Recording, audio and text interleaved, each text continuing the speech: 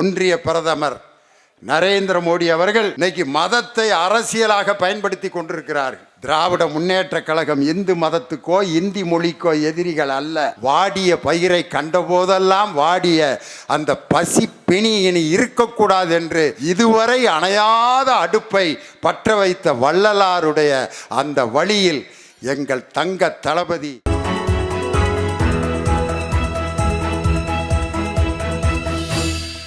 ஒரு சகோதரி காய் வித்தாயா மயிலாப்பூர் மார்க்கெட்டில் முருங்காய் விற்கிது. காலையில் பார்த்தீங்கன்னா 2 10 ரூபான்னு விற்றுச்சு, 12 மணிக்கு மேலே 3 10 ரூபான்னு விற்றுச்சு, 6 மணிக்கு மேலே 4 10 ரூபான்னு விற்றுச்சு. நான் அந்த அம்மாட்ட கேட்டேன், காலையில் 2 10 ரூபான்னு விற்றிய, மத்தியானம் ஏன் 3 10 ரூபான்னு விற்றேன்னு கேட்டதுக்கு அந்த அம்மா சொல்லுது, காலையில் 2 10 ரூபான்னு விற்றேன் சாமி, 200 ரூபாய்க்கு வாங்கினேன், 12 மணிக்கெல்லாம் 200 ரூபா கிடச்சிருச்சு, இனிமேல் கிடைக்கிறதெல்லாம் லாபம் தான், அதனால் வர்றவங்களுக்கெல்லாம் ஒரு காய் சேர்த்து கொடுக்கலாம்ட்டு 3 10 ரூபான்னு கொடுத்தேன்னு. 6 மணிக்கு ஏன் 4 10 ரூபான்னு கொடுத்தேன்னு அந்த அம்மா சொல்லிச்சு, காலையிலலாம் பணக்காரங்க தாயா காய் வாங்க வருவாங்க, 6 மணிக்கு மேலே கூலி வேலை செய்கிறவங்க தான் காய் வாங்க வருவாங்க, அதனால தான் 4 10 ரூபான்னு கொடுத்தேன். ஒரு காய் விற்கிறதுல கூட மனிதாபிமானம், பொருளாதாரத்தை சரியாக கணிப்பவர்கள் பெண்கள்.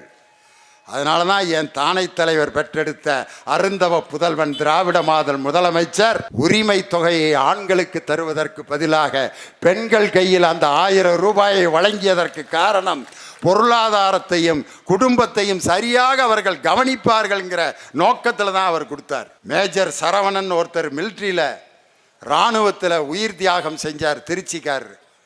அவருடைய உடலை திருச்சி கொண்டு வந்துட்டு இருக்காங்க. எல்லாரும் அப்படியே, ஐயா இந்த சின்ன வயசில் இராணுவத்தில் இப்படி செத்துட்டியே அப்படின்னு அழுது அப்படியே அவருக்கு அஞ்சலி செலுத்தினாங்க. காலையில் பூ விற்கிறதுக்கு ஒரு அம்மா கூட நிறைய பூ வச்சிருந்துச்சு. அந்த ஒரு கூட பூவையும் சரவனுடைய உடல் மேலே போட்டு, இன்னைக்கு ஒரு நாள் உனக்காக நான் பட்னி கிடக்கிறேன் ஐயா, கொண்டு வந்த பூவை பூரா நான் உனக்கே போட்டுறேன்னு சொல்லி நாட்டுப்பற்றோட ஒரு தாய் அந்த சரவனுடைய உடல் மேலே போட்டா பார். இதுதான் பெண்களுடைய அந்த உண்மையான மனநிலை. கழுத்தில் போட்டிருக்க தாலி ஆம்பளைகளுக்கு கல்யாணம் முடித்ததுக்குரிய அடையாளம் ஏதாவது ஒன்று இருக்கா? யார் கல்யாணம் முடித்தான்னு ஏதாவது ஒரு அடையாளம்? எல்லாம் அவங்கள்ட்ட தான் இருக்குது. ஏன்னா அவங்க தான் பத்திரமா வச்சுருப்பாங்க. ஆம்பளைகள்கிட்ட தாலியை கட்டியிருந்தா எந்த டாஸ்மார்க்கில் எங்கே அடகு வச்சு குவாட்டராவோ கட்டிங்காவோ மாறி இருக்கேன். ஏதோ அவங்க கழுத்தில் இருக்க போய் நிம்மதியாக தொங்கிக்கிட்டு இருக்கான். கோயிலெலாம் குங்குமம் வாங்கினா இங்கே கொஞ்சம் வச்சு அந்த தாலி மேலே ஒரு அம்மா அமுக்கி, ஏமா அது மேலே குங்குமத்தை இப்படி அமுக்குறேன்னு கேட்டால் அந்த அம்மா சொல்லுது, அதில் அவர் இருக்கார், அவங்க வீட்டுக்காரர் இருக்காரான், அது மேலே அவன் தண்டி இருக்கான், புலிமூட்டை ராமசாமி மாதிரி. அவன் அந்த தாலிக்குள்ளே இருக்கான்னு நம்பி கன்னத்தில் ஒத்திக்குது பார். பண்பாட்டையும் கலாச்சாரத்தையும் காப்பாற்றுகிற பெண்களிடம்தான் உரிமை தொகை தர வேண்டும் என்று என் தலைவர் எடுத்த முடிவு இன்னைக்கு நேற்று எடுத்த முடிவு அல்ல. சங்க காலத்திலிருந்து பெண்கள், கற்ற பெண்கள் இருந்தது நமது தமிழினத்தில் மட்டும்தான். இன்னைக்கும் பார்த்தீங்கன்னா கீழடி ஆதிச்சநல்லூரில் பானையில் எழுத்து எழுதியிருக்கு அப்படின்னு சொன்னால் பானையை பயன்படுத்துகிறவங்க பெண்கள் தான். அதில் எழுத்து இருக்குன்னா வீட்டில் இருக்கக்கூடிய பெண்கள் கூட எழுத படிக்க தெரிந்தவர்களாக 3000 ஆண்டுகளுக்கு முன்னே இருந்த இனம் நமது தமிழினம்தான் அப்படிங்கிறத மெய்ப்பிச்சிருக்கான். அப்படிப்பட்ட பெண்களுக்கு உரிமை தொகை. அதே மாதிரி புதுமை பெண் அரசு பள்ளியில் படிக்கிற பெண்களுக்கு மாதம் 1000 ரூபாயா. ஒரு அம்மா இப்படி தான் மகளுக்கு இன்ஜினியரிங் காலேஜில் இடம் கிடச்சிருக்கு. கோயிலில் போய், சாமி ராஜா அம்மா மகளுக்கு இன்ஜினியரிங் காலேஜில் இடம் கிடச்சிருக்குமா, 50,000 ரூபா கட்ட சொல்கிறானுங்க, 40,000 ரூபா பிரட்டிட்டேன், நான் ஒரு 10,000 ரூபா கைமாத்திருந்து கொடுத்தீங்கன்னா யார்கிட்ட கேட்குது? சாமிக்கிட்ட. சாமி இப்படியே பார்க்குது. அது என்ன சொல்லுதுன்னு அந்த அம்மா காதில் விழுது தெரியுமா? என் வேதனை உனக்கு தெரியாதுப்பா, உண்டியெல்லாம் என் முன்னாடி தான் வச்சுருக்கானுங்க, என் முன்னாடி தான் காசெல்லாம் போடுறாங்க, என் முன்னாடி தான் ஓப்பன் பண்ணுறானுங்க, என் முன்னாடி தான் என்றானுங்க. என் கையில் இது வரைக்கும் 1 ரூபாயை 10 ரூபா கொடுத்துட்டு போனதில்லை, அம்புட்டையும் வீட்டுக்கு தான் எடுத்துகிட்டு போனேன். எனக்கிட்ட போய் கைமாத்து கேட்குறியே, நான் எங்கே போகிறதுன்னு சாமி இப்படியே அழுதுருக்கு. அப்போ அந்த அம்மா பார்க்குது, ஓம் பழப்பே இப்படி போச்சா சாமி அப்படின்னு வெளியில் வருது. என் தலைவர் எழுதியிருக்காரியா போர்டில், அரசு பள்ளியில் படித்த உங்கள் மகளுக்கு கல்லூரியில் சேர்க்க வேண்டுமா, மாதம் 1000 ரூபாய் உதவித்தொகையை உங்கள் ஸ்டாலின் வழங்குகிறான்னு சொன்னோன்னா அந்த அம்மா, அம்மா சாமி செய்யாத எங்கள் சாமி செஞ்சிட்டாருன்ட்டு, கடவுள் நேரடியாக வந்து உதவ மாட்டார், இன்னொருவர் மூலமாகத்தான் உதவுவார், அதுதான் எங்கள் தங்க தளபதி இன்று வீடுகளிலே கல்வி தீபத்தை ஏற்றி வைத்திருக்கிறார். அதை விடுங்க, சோறு இன்னைக்கு வேற எதுக்காவது யாராவது பிச்சை எடுத்திருக்கானா இது வரைக்கும்? ஐயா யாராவது ஒரு பேனா இருந்தால் கொடுங்கயான்னு யாராவது பேனாவுக்கு பிச்சை எடுக்கிறானா?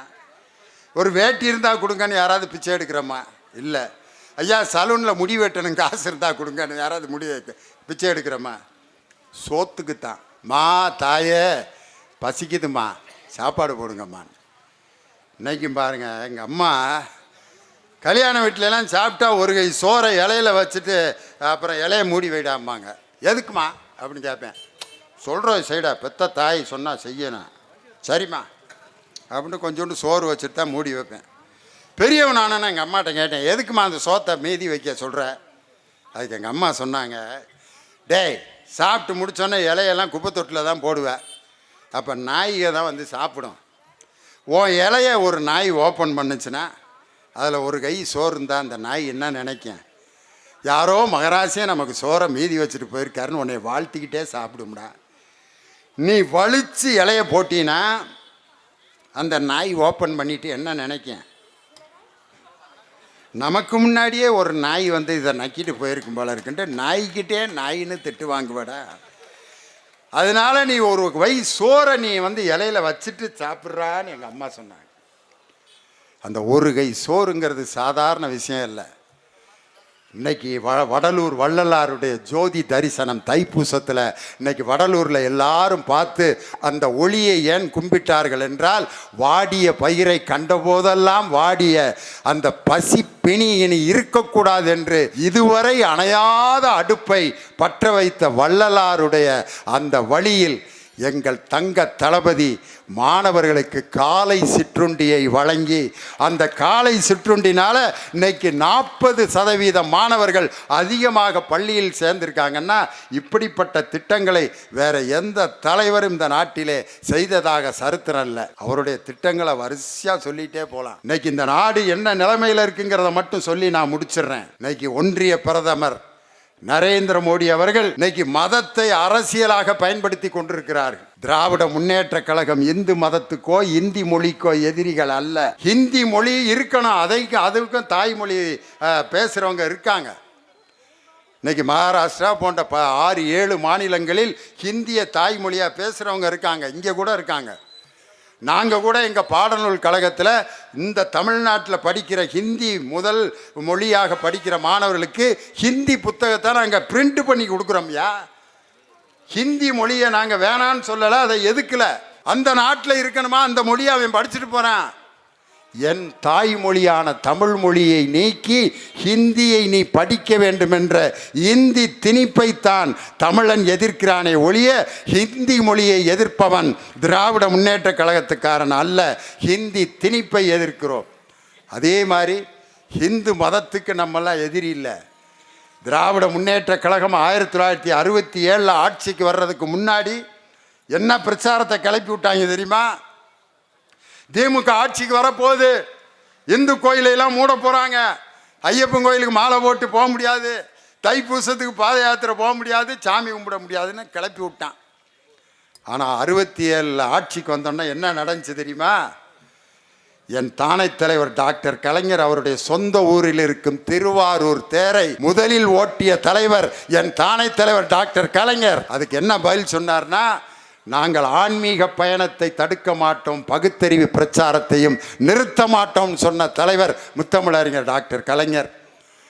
மகாமகம் கும்பகோணத்தில் நடைபெற்ற மகாமகம் விழாவிற்கு பொதுப்பணித்துறை அமைச்சராக இருந்து அனைத்து பணிகளை மேற்கொண்டவர் நமது முத்தமிழறிஞர் டாக்டர் கலைஞர். இன்னைக்கு இந்து சமய அறநிலையத்துறை சார்பாக கிட்டத்தட்ட 8000 ஏக்கர் நிலங்கள், கோயில் நிலங்கள் பறிமுதல் செய்யப்பட்டு கோயிலிடம் ஒப்படைக்கப்பட்டிருக்கிறது. 5 இந்து சமய அறநிலைத்துறை கல்லூரிகள் புதுப்பிக்கப்பட்டிருக்கின்றன. ஒவ்வொரு கோயில்களில் இருக்கும் தங்க தேர்கள் புதுப்பிக்கப்பட்டு இந்து மதத்தினுடைய வளர்ச்சிக்கு இன்று திராவிட முன்னேற்ற கழகம் உதவி செய்து கொண்டிருக்கிறதே ஒழிய இந்து மதத்திற்கு எதிரி திராவிட முன்னேற்ற கழகம் அல்ல. இந்த சோசியல் மீடியான்னு ஒரு ஃபோன் ஒன்று இருந்தால் போதும், என்ன வேணாலும் போட்டுறாங்கடா. என்னை இது வரைக்கும் 3 தடவை சாகடிச்சிருக்கேன். லியோனி கார் விபத்தில் அகால மரணம் அடைந்தார். தர்மபுரி கூட்டத்தில் பேசிக்கிட்டு இருக்கேன், மெசேஜ் போட்டு என்கிட்ட கொண்டு வர்றாங்க மேடையில். இவரே ஃபோன் பண்ணி, அவர் பாருங்க என்ன நீங்கள் செத்துட்டீங்கன்னு சொல்கிறாங்க அப்படின்னு என்கிட்ட ஃபோனில் கேட்குறாரு. நான் பேசுகிறேன், இல்லைங்க நான் தான். அப்படியா, நீங்கள் செத்து உலகத்தில் யாருக்காவது இப்படி நடக்குமா? எங்கள் வீட்டில் ஒருத்தன் மாலையே கொண்டு வந்துட்டான், பைக்கில் கொண்டு வந்திருக்கேன். நான் முன்னால் சேரை போட்டு உட்காந்துருக்கேன், அப்படியே பின்னால் மாலையை வச்சு மறைச்சி இன்னொருத்தன்ட்ட கொடுத்து சந்துக்குள்ளே ஓட விட்டு இந்த ஆளுக்கு போடலாம்ட்டு கொண்டு வந்தேன். உட்காந்து பேசிக்கிட்டு இருக்கேன் அப்படின்ட்டு தலைவர்கிட்டே போய் சொன்னேன். பழைய தலைவர்கிட்ட, முத்தமிழறிஞர் டாக்டர் கலைஞர்கிட்ட, தலைவரை சாகடிச்சிக்கிட்டே இருக்காங்க தலைவர், என்னையவே 3 தடவை கொண்டிருக்காங்க, நீ நல்லா இருப்ப அப்படின்னாரு. அது மாதிரி லியோனியை செத்து போயிட்டாருன்னு பரப்பி விட்றேன்.